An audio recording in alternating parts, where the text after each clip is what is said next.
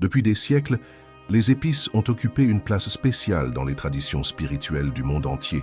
Elles ne sont pas seulement utilisées pour rehausser la saveur des plats ou pour leurs vertus médicinales, mais aussi comme de véritables catalyseurs d'énergie.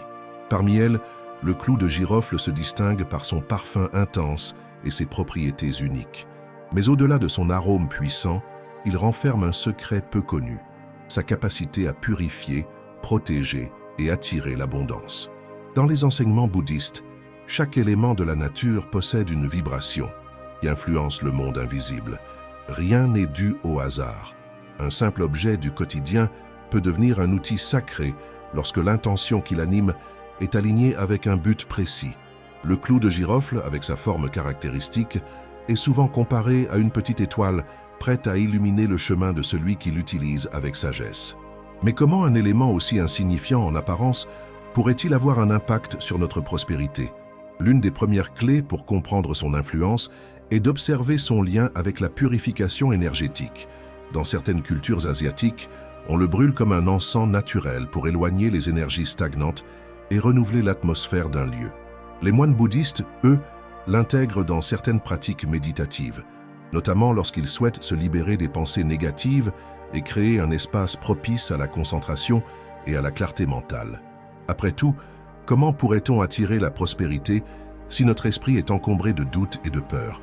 Mais ce n'est pas tout. Le clou de girofle est également associé à la protection.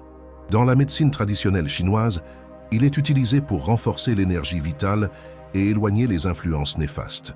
On dit que le simple fait d'en garder quelques-uns sur soi peut agir comme un bouclier subtil contre les mauvaises vibrations. Certaines légendes racontent même que les marchands de la route de la soie en gardaient toujours dans leur sac pour assurer des voyages prospères et sans encombre. Cette croyance, transmise de génération en génération, s'est transformée en une pratique courante dans plusieurs régions du monde.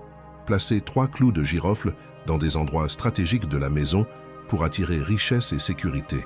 Mais pourquoi 3? Le chiffre 3 est profondément symbolique dans de nombreuses traditions spirituelles. Il représente l'équilibre entre le passé, le présent et le futur, l'harmonie entre le corps, l'esprit et l'âme. Dans le bouddhisme, il est souvent relié aux 3 joyaux: le Bouddha, l'éveil, le Dharma, l'enseignement, et la Sangha, la communauté spirituelle. En disposant 3 clous de girofle avec intention, on crée ainsi un triangle énergétique qui favorise l'ancrage et l'expansion de l'abondance. Imaginez un instant entrer dans une pièce où l'énergie circule librement, où l'atmosphère est légère et apaisante. Vous sentez une douce chaleur vous envelopper, comme si un poids invisible venait de disparaître. Vous ne pouvez pas expliquer pourquoi, mais quelque chose a changé. Ce que vous ne savez pas, c'est que quelqu'un a pris soin de purifier cet espace en utilisant une méthode ancienne. Disposer des clous de girofle dans des coins précis pour dissiper les blocages énergétiques. Loin d'être une superstition, cette pratique repose sur un principe fondamental de l'énergie universelle. Tout ce qui existe vibre à une fréquence spécifique. Lorsque nous introduisons des éléments naturels dotés d'une forte capacité vibratoire, nous modifions subtilement la dynamique d'un lieu. Et c'est là que réside la véritable magie. Non pas dans une formule toute faite, mais dans notre capacité à nous aligner avec l'énergie que nous souhaitons inviter dans notre vie. Et si le simple fait de comprendre ce principe pouvait déjà commencer à transformer votre réalité? L'idée même que nous pouvons influencer notre environnement par des gestes simples mais chargés de signification ouvre un champ des possibles insoupçonnés. Après tout, n'est-ce pas ainsi que fonctionnent les rituels les plus puissants? Non pas par une force mystérieuse extérieure, mais par la puissance de notre propre intention. Lorsque nous décidons consciemment d'utiliser des éléments comme le clou de girofle pour renforcer notre connexion avec l'abondance, nous ne faisons pas que suivre une vieille tradition. Nous réapprenons à écouter ce que notre intuition nous murmure depuis toujours. La richesse n'est pas quelque chose à poursuivre, elle est une fréquence à laquelle nous devons apprendre à nous syntoniser. Et pour cela, il est essentiel de savoir où et comment disposer ces précieux alliés naturels. Chaque lieu possède une énergie propre, une signature vibratoire unique qui influence directement notre bien-être, nos pensées et même notre prospérité. Ce concept, bien que subtil, est fondamental dans le bouddhisme et d'autres traditions spirituelles asiatiques. Dans un monastère tibétain, par exemple, Chaque espace est conçu pour favoriser la paix intérieure et l'élévation de l'esprit. L'agencement des objets, la présence de symboles sacrés, l'orientation des pièces, tout est pensé pour que l'énergie circule librement, sans entrave. À l'inverse, dans une maison encombrée, où l'air semble lourd et stagnant, il est difficile de se sentir inspiré, motivé ou même enclin à attirer des opportunités favorables. Il en va de même pour l'argent et l'abondance. Un espace chargé d'énergie négative ou mal agencé peut inconsciemment agir comme un frein à la prospérité. L'un des enseignements fondamentaux du bouddhisme est l'interconnexion de toutes choses. L'esprit, l'environnement et la matière sont liés par une dynamique subtile mais puissante. Ainsi, un simple objet déplacé dans un lieu précis peut suffire à rétablir un équilibre, à ouvrir un canal d'énergie bloqué et par conséquent à inviter plus de fluidité dans notre vie. C'est ici que l'utilisation des clous de girofle prend tout son sens. Mais pourquoi certains endroits de notre maison sont-ils plus propices que d'autres pour y placer ces petits catalyseurs d'énergie? Pour répondre à cette question, il faut comprendre comment circule l'énergie dans un espace et comment elle interagit avec nous au quotidien. Imaginez un instant que vous entrez chez quelqu'un pour la première fois. Avant même de prononcer un mot, vous ressentez une sensation particulière, une légèreté apaisante ou, au contraire, une tension inexplicable. Il ne s'agit pas seulement d'une intuition, mais d'un véritable échange énergétique entre vous et l'environnement. Des études en Feng Shui, une discipline chinoise millénaire, montrent que l'agencement des objets et la circulation de l'air influencent notre état d'esprit, notre bien-être et même notre chance. Ce que nous percevons inconsciemment est en réalité une interaction subtile entre l'énergie de l'espace et notre propre champ vibratoire. Certains lieux sont considérés comme des points névralgiques de cette circulation énergétique. L'entrée de la maison, par exemple, joue un rôle fondamental. C'est par elle que l'énergie extérieure pénètre et se diffuse à l'intérieur. Si l'entrée est sombre, encombrée ou mal entretenue, elle agit comme un filtre négatif, empêchant l'abondance de circuler librement. Au contraire, une entrée dégagée, bien éclairée et harmonieuse invite une énergie positive et renforce un sentiment d'ouverture aux opportunités.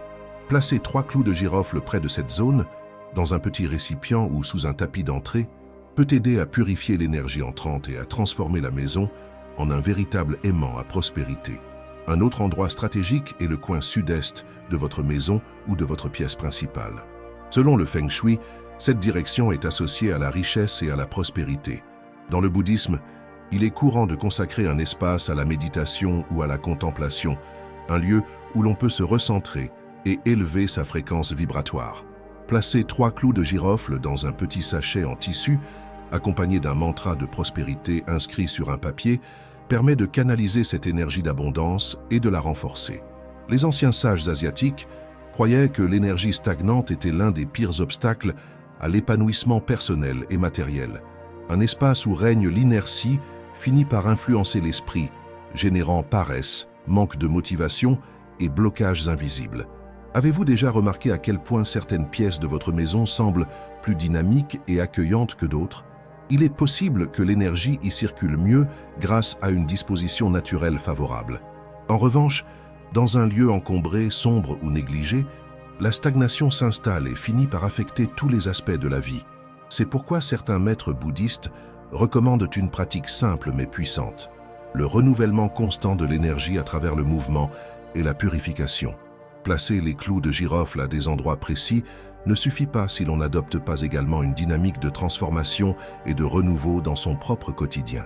Ouvrir les fenêtres chaque matin pour laisser l'air frais entrer, déplacer certains objets de temps en temps, se débarrasser de ce qui ne sert plus, toutes ces actions permettent de créer un espace propice à la réception de nouvelles opportunités. Mais au-delà de la maison elle-même, il existe un lieu encore plus puissant où ces principes peuvent être appliqués, notre esprit. Nos pensées, tout comme notre environnement, influencent notre capacité à attirer l'abondance. Un mental encombré par des croyances limitantes agit comme une maison en désordre. Il bloque la circulation de l'énergie et empêche la prospérité d'entrer. À l'inverse, un esprit clair, allégé et centré sur l'intention juste devient un terrain fertile où les graines de l'abondance peuvent germer. C'est pour cette raison que l'acte de placer 3 clous de girofle ne doit pas être un simple geste mécanique, mais un véritable rituel, un engagement envers soi-même et envers l'univers. Chaque fois que vous effectuez ce geste, prenez un instant pour visualiser l'énergie circuler librement, emportant avec elle les blocages, les doutes et les peurs. Imaginez que chaque clou de girofle dépose en vous une graine de prospérité qui, au fil des jours, prendra racine et grandira. Car en fin de compte, la richesse et l'abondance ne sont pas uniquement une question d'actions extérieures. Elles sont avant tout un état d'esprit, une fréquence à laquelle il nous appartient de nous accorder. Et si nous commencions par harmoniser notre espace pour mieux harmoniser notre vie? Mais au-delà de l'énergie du lieu, il existe d'autres clés essentielles pour attirer l'abondance d'une manière durable et profonde. Certaines pratiques bouddhistes, mêlant méditation, gratitude et intention, permettent de renforcer encore davantage ce processus. Depuis toujours, l'homme cherche des moyens d'attirer l'abondance dans sa vie. Certains prient, d'autres visualisent, d'autres encore accomplissent des rituels précis destinés à aligner leur énergie avec celle de la prospérité. Dans le bouddhisme, la richesse matérielle n'est ni rejetée ni glorifiée, mais elle est comprise comme une manifestation de l'équilibre entre nos pensées, nos actions et notre connexion au monde. L'argent, la chance, les opportunités sont comme l'eau. Ils doivent circuler librement, sans stagnation, sans attachement excessif. C'est dans cet état d'esprit que certaines pratiques bouddhistes ont émergé pour aider à créer un terrain fertile à la prospérité. Ces rituels ne sont pas des formules magiques, mais des invitations à transformer son rapport à l'argent et à la réussite. Ils ne visent pas seulement à attirer plus, mais surtout à changer notre énergie intérieure afin que l'abondance devienne un état naturel et fluide. L'un des principes fondamentaux de ces pratiques est la gratitude. Dans de nombreux temples bouddhistes, les moines commencent leur journée par des prières de remerciement, non pas pour ce qu'ils espèrent recevoir, mais pour ce qu'ils possèdent déjà. Car comment pouvons-nous attirer plus si nous ne sommes pas pleinement conscients de la richesse que nous avons déjà? Ce simple changement de perspective est souvent le premier pas vers une transformation profonde. Un exercice simple consiste à tenir un carnet de gratitude. Chaque matin ou chaque soir, écrire 3 choses que l'on apprécie dans sa vie. Ce geste ancre une vibration de reconnaissance et envoie un message puissant à l'univers. Je suis prêt à recevoir encore plus. Les rituels impliquant des éléments naturels sont aussi au cœur de la tradition bouddhiste. Le clou de girofle, par exemple, est utilisé pour ses propriétés purificatrices et énergétiques. Lorsqu'il est placé dans des endroits spécifiques avec une intention claire, il devient un amplificateur de prospérité. L'une des pratiques les plus puissantes consiste à méditer avec 3 clous de girofle entre les mains, en récitant un mantra d'abondance comme Om Vasudhara Svaha, une invocation dédiée à Vasudhara, la déesse bouddhiste de la richesse. Ce rituel permet de créer une connexion énergétique entre l'objet et notre propre vibration, transformant ainsi un simple geste en un acte sacré. Mais au-delà de la gratitude et des objets symboliques, il y a une dimension essentielle que beaucoup ignorent, l'acte du don. Dans la philosophie bouddhiste, donner est l'un des moyens les plus sûrs d'attirer l'abondance. Ce n'est pas une question de montant ou de valeur matérielle, mais d'intention. Offrir un repas à quelqu'un dans le besoin, partager un savoir sans attendre de retour, aider quelqu'un sans arrière-pensée. Toutes ces actions créent un mouvement énergétique qui libère les blocages liés à l'argent. Les moines pratiquent le dana, l'art du don désintéressé, car ils savent que l'attachement excessif aux biens matériels crée une énergie de manque, tandis que la générosité ouvre les portes à une prospérité fluide et durable. L'un des rituels bouddhistes les plus fascinants liés à l'abondance est celui de l'eau et du clou de girofle. Il consiste à placer 3 clous de girofle dans un bol d'eau pure et à le laisser près de l'entrée de la maison pendant 7 jours. Chaque jour, on prend quelques instants pour observer l'eau, ressentir la gratitude et visualiser l'abondance entrer dans notre foyer. Après 7 jours, l'eau est versée dans un jardin ou au pied d'un arbre, symbolisant la redistribution de l'énergie et la circulation naturelle des richesses. Ce rituel rappelle que rien ne doit être retenu de manière excessive. Pour recevoir, il faut aussi savoir laisser partir. Les histoires abondent sur ceux qui ont transformé leur vie en intégrant ces pratiques simples mais puissantes. Une femme d'affaires, ayant toujours eu des difficultés financières malgré son travail acharné, a un jour décidé de changer son approche. Au lieu de lutter contre la peur du manque, elle a commencé à appliquer le principe bouddhiste du lâcher-prise. Elle a suivi un rituel quotidien. Chaque matin, elle méditait avec des clous de girofle dans les mains, répétant le mantra de Vasudhara, et chaque semaine, elle donnait quelque chose à quelqu'un sans attendre de retour. Peu à peu, elle a remarqué des changements subtils, de nouvelles opportunités professionnelles, des idées novatrices et une tranquillité intérieure qui lui permettait de prendre de meilleures décisions. Ce n'était pas un miracle soudain, mais un alignement progressif entre son état d'esprit et la vibration de l'abondance. Car en fin de compte, attirer la prospérité n'est pas une question de chance, mais d'harmonie intérieure. Il s'agit d'un dialogue constant entre notre esprit, nos actions et l'énergie qui nous entoure. Lorsque nous comprenons que chaque pensée, chaque émotion et chaque geste ont un impact, nous devenons conscients de notre propre pouvoir de création. Mais même avec ces rituels et ces prises de conscience, certains continuent de lutter contre l'abondance. Pourquoi? Quels sont les pièges invisibles qui empêchent la richesse de circuler librement dans nos vies? Notre relation avec l'abondance ne repose pas uniquement sur nos actions extérieures, mais surtout sur notre état d'esprit. Si l'on regarde de plus près les enseignements bouddhistes, une vérité universelle se dessine. Nos pensées façonnent notre réalité. Ce que nous croyons sur l'argent, sur la prospérité et sur notre propre valeur, influence directement notre capacité à attirer ou à repousser l'abondance. Dès l'enfance, nous sommes exposés à des croyances qui s'imprègnent profondément en nous. L'argent est la racine du mal. Il faut travailler dur pour réussir. Les riches sont égoïstes. Sans même nous en rendre compte, ces affirmations deviennent des vérités inconscientes qui conditionnent nos comportements. Imaginez un jardinier qui, au lieu de nourrir ses plantes, verse inconsciemment du poison dans la terre. Peu importe les graines qu'il sème, elles auront du mal à grandir. Il en va de même pour notre relation à l'argent. Si notre sol mental est contaminé par des croyances limitantes, la prospérité aura du mal à s'épanouir. Prenons l'exemple de May, une femme qui avait toujours rêvé de stabilité financière, mais qui, malgré ses efforts, voyait son argent s'évanouir aussi vite qu'il arrivait. En creusant dans son passé, elle se rendit compte qu'elle avait grandi dans une famille où l'argent était source de stress et de disputes. Elle avait inconsciemment associé richesse et souffrance, ce qui la poussait à saboter inconsciemment ses finances dès qu'elle commençait à accumuler des gains. Une fois cette prise de conscience faite, elle entreprit un travail intérieur basé sur des pratiques bouddhistes, la méditation, la répétition de mantras et la réécriture de ses croyances. En quelques mois, son rapport à l'argent changea profondément et ses finances suivirent naturellement cette transformation. Dans le bouddhisme, il existe un concept clé, l'impermanence.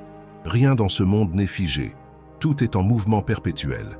Appliquer ce principe à la richesse signifie comprendre que l'argent est une énergie qui circule.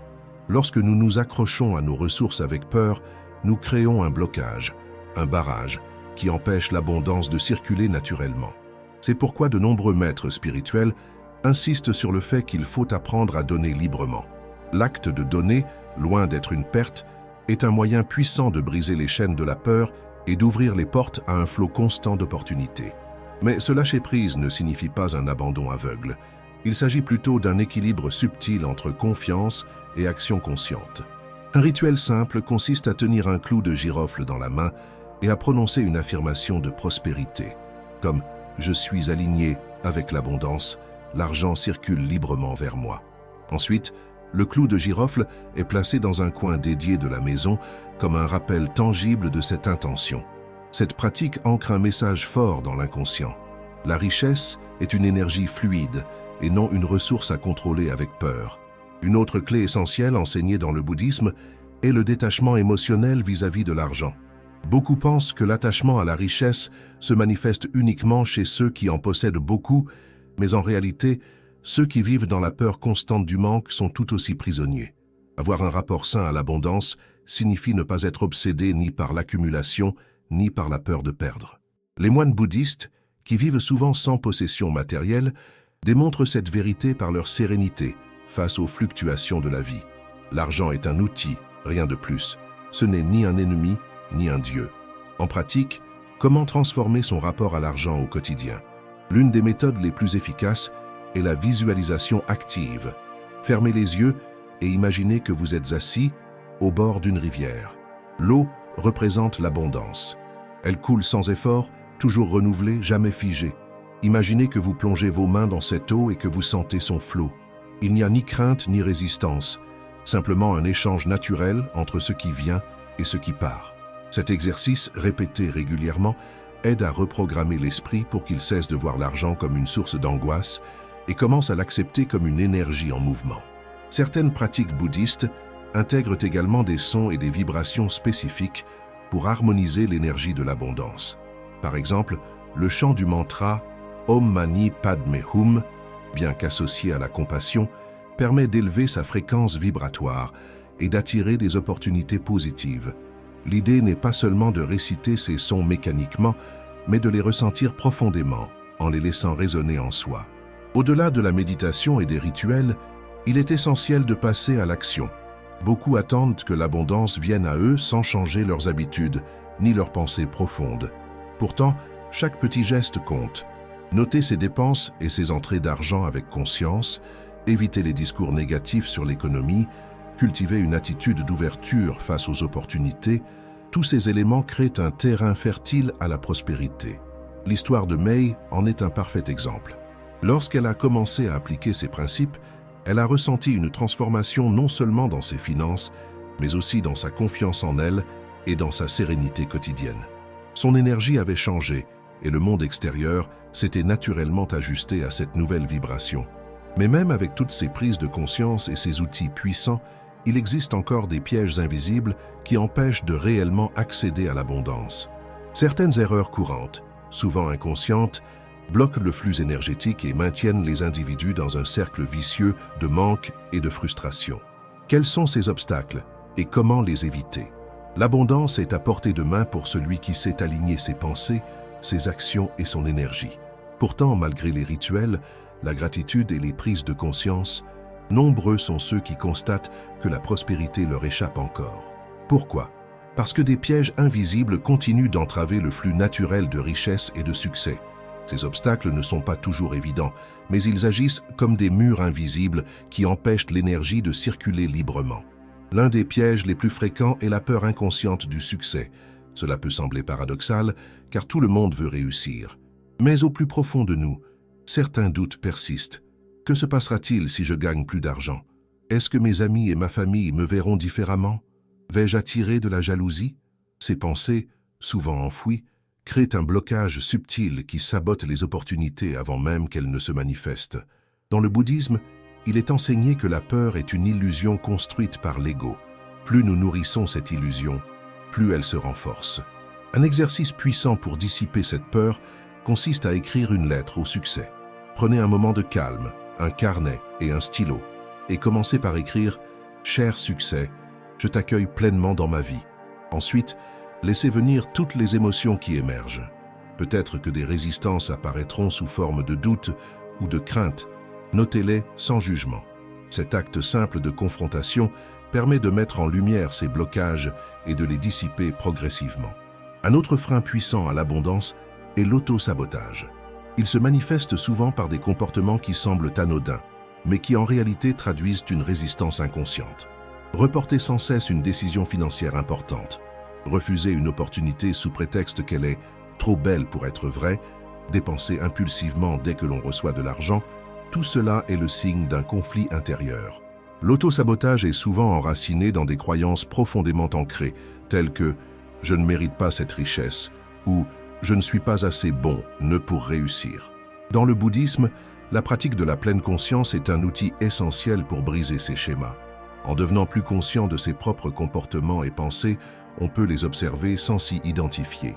Un rituel puissant consiste à allumer une bougie et à méditer sur la flamme, en répétant l'affirmation « Je libère toutes les résistances à l'abondance ». Cet exercice, réalisé régulièrement, aide à identifier et à transformer ces blocages invisibles. Mais il ne suffit pas de dissoudre la peur et l'auto-sabotage. Encore faut-il changer son dialogue intérieur. Chaque jour, nous nous parlons à nous-mêmes. Parfois, ce dialogue est encourageant, mais trop souvent, il est rempli de critiques et de doutes. Je n'y arriverai jamais. Ce n'est pas pour moi. Je ne suis pas doué avec l'argent. Ce type de discours renforce l'énergie du manque et empêche la prospérité d'entrer pleinement dans notre vie. Les moines bouddhistes enseignent que les mots ont un pouvoir vibratoire. Ce que nous répétons devient une réalité. C'est pourquoi il est essentiel de reformuler son langage intérieur. Plutôt que de dire « je n'ai jamais d'argent », essayez de dire « je suis en train d'apprendre à gérer mon argent avec sagesse ». Plutôt que de dire « je n'ai pas de chance », dites « chaque jour, je m'ouvre à de nouvelles opportunités ». Ce simple changement de vocabulaire peut sembler insignifiant, mais il modifie profondément notre état d'esprit et notre relation à l'abondance. Un autre obstacle subtil, mais puissant, est l'environnement dans lequel nous évoluons. Nous sommes influencés par les croyances et l'énergie des personnes qui nous entourent. Si nous sommes constamment exposés à des discours négatifs sur l'argent, à des plaintes ou à des attitudes de victimisation, il est difficile de cultiver une mentalité d'abondance. Dans de nombreux temples bouddhistes, l'environnement est soigneusement conçu pour inspirer la paix et la prospérité. Les chants, les couleurs, les objets ont tous une vibration élevée. De la même manière, il est crucial de créer un environnement propice à l'abondance dans notre propre vie. Un exercice simple consiste à faire un nettoyage énergétique de son espace. Débarrassez-vous des objets cassés, des papiers inutiles, des vêtements que vous ne portez plus. Chaque objet porte une énergie. En libérant de l'espace, vous créez un vide que l'univers peut remplir avec du neuf. Placez également des éléments qui symbolisent l'abondance. Une plante en bonne santé, une image inspirante, un bol avec quelques pièces de monnaie pour représenter la richesse qui circule. Ces petits gestes envoient un message puissant à votre subconscient. Enfin, l'un des plus grands freins à la prospérité est le manque de patience et de foi. Nous vivons dans une époque où tout doit aller vite. Si un rituel ne produit pas de résultats immédiats, beaucoup abandonnent et concluent que cela ne fonctionne pas. Pourtant, le bouddhisme enseigne que chaque graine plantée met du temps à germer. L'abondance suit ce même principe. Il est essentiel d'avoir foi en son processus et d'accepter que les résultats viennent au bon moment. Dans une ancienne légende bouddhiste, un moine planta une graine d'arbre sacré et l'arrosa chaque jour avec dévotion. Pendant des mois, rien ne sembla se passer. Beaucoup se moquèrent de lui, lui disant qu'il perdait son temps. Mais le moine continua avec persévérance. Puis un jour, une minuscule pousse apparut. Ce que personne ne savait, c'est qu'avant d'émerger à la surface, l'arbre développait sous terre des racines solides capables de le soutenir pour des décennies. Cette histoire illustre parfaitement la patience nécessaire pour manifester l'abondance. Chaque action que vous entreprenez, chaque pensée que vous changez, chaque rituel que vous réalisez, chaque peur que vous dépassez, renforce vos racines invisibles. Et lorsque le bon moment arrive, la prospérité fleurit avec une force inébranlable. Mais il reste une dernière clé essentielle pour finaliser ce voyage vers l'abondance. Une clé qui transforme radicalement la manière dont l'énergie circule et permet d'accueillir pleinement la richesse sous toutes ses formes. Une clé souvent oubliée, mais qui, une fois maîtrisée, débloque un flot illimité de prospérité. L'ultime clé pour attirer une abondance illimitée est l'art de donner. Cela peut sembler contre-intuitif. Après tout, si nous voulons plus d'argent, plus d'opportunités et plus de prospérité, pourquoi devrions-nous donner ce que nous avons déjà? C'est ici que réside l'un des secrets les plus puissants du bouddhisme et de nombreuses traditions spirituelles. L'énergie de l'abondance circule librement uniquement lorsque nous nous en détachons. Imaginez un ruisseau qui coule sans interruption. Il est frais, vivant, rempli d'oxygène et nourrit tout sur son passage. Maintenant, imaginez une mare stagnante. L'eau y reste immobile, trouble et finit par se corrompre. L'argent, l'énergie et la prospérité fonctionnent de la même manière. Lorsque nous nous y accrochons avec peur, refusant de donner ou de partager, nous créons une stagnation qui bloque le flux naturel. À l'inverse, plus nous laissons circuler cette énergie avec confiance, plus elle revient vers nous sous des formes inattendues. Le bouddhisme enseigne le concept du don détaché, aussi appelé dana. Ce n'est pas un simple acte de charité, mais un rituel puissant qui libère l'énergie de l'attachement et permet à la richesse de se multiplier. Mais attention, donner ne signifie pas se priver ou sacrifier son propre bien-être. Il s'agit d'un échange énergétique équilibré. Vous pouvez donner sous de nombreuses formes. Un sourire, du temps, un conseil précieux ou même un simple geste d'attention. Un exercice puissant consiste à pratiquer l'offrande intentionnelle. Chaque semaine, choisissez un montant, une action ou un bien que vous pouvez offrir sans attente de retour. Placez cette intention dans votre cœur, ressentez la gratitude de pouvoir donner, puis laissez l'univers agir. Vous serez surpris de voir à quel point cette énergie revient à vous sous des formes que vous n'auriez jamais imaginées. Mais donner ne suffit pas. il faut aussi apprendre à recevoir.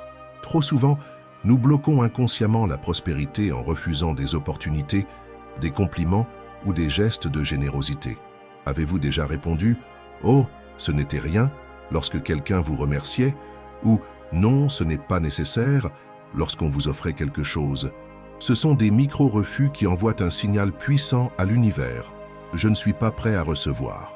À partir d'aujourd'hui, entraînez-vous à recevoir avec gratitude. Lorsque quelqu'un vous fait un compliment, souriez et dites simplement « Merci, j'apprécie beaucoup ». Si une opportunité inattendue se présente, au lieu de douter ou de la repousser, accueillez-la en disant « Je mérite cette abondance ». En changeant cette simple attitude, vous ouvrez grand les portes de la prospérité. L'histoire d'un maître bouddhiste illustre parfaitement ce principe. Un jour, un jeune disciple lui demanda « Maître, pourquoi certaines personnes semblent attirer naturellement la richesse, tandis que d'autres luttent toute leur vie ?» Le maître prit une tasse vide et commença à la remplir d'eau. L'élève observa, intrigué, jusqu'à ce que l'eau déborde et coule sur le sol. Le maître sourit et expliqua « Beaucoup de gens demandent l'abondance, mais ils ne font pas de place pour l'accueillir. Leur tasse est déjà pleine de doutes, de peur et de résistance. Pour recevoir, il faut d'abord créer de l'espace. Et c'est exactement ce que nous avons fait tout au long de ce voyage. Nous avons nettoyé les croyances limitantes, libéré les blocages invisibles, transformé notre relation à l'argent et appris à cultiver une mentalité d'abondance. Vous avez maintenant toutes les clés en main. Mais il y a une dernière étape, la plus importante, passer à l'action. Il ne suffit pas de savoir. L'abondance appartient à ceux qui appliquent ces principes avec foi et persévérance. Alors engagez-vous dès maintenant. Laissez un commentaire avec ces mots puissants « Je veux être riche ». Ce simple acte symbolise votre ouverture à la prospérité et envoie un message fort à votre subconscient. Si vous avez apprécié ce voyage et que vous souhaitez que ces enseignements touchent encore plus de personnes, n'oubliez pas de liker cette vidéo, de vous abonner à la chaîne et de la partager avec ceux qui ont besoin d'entendre ce message. Ensemble, nous créons une communauté où l'abondance est accessible à tous. Merci d'avoir été avec moi dans cette aventure. Souvenez-vous, vous méritez la richesse, la paix et le succès. Il est temps d'accueillir l'abondance avec un cœur ouvert. À très bientôt pour de nouvelles révélations puissantes.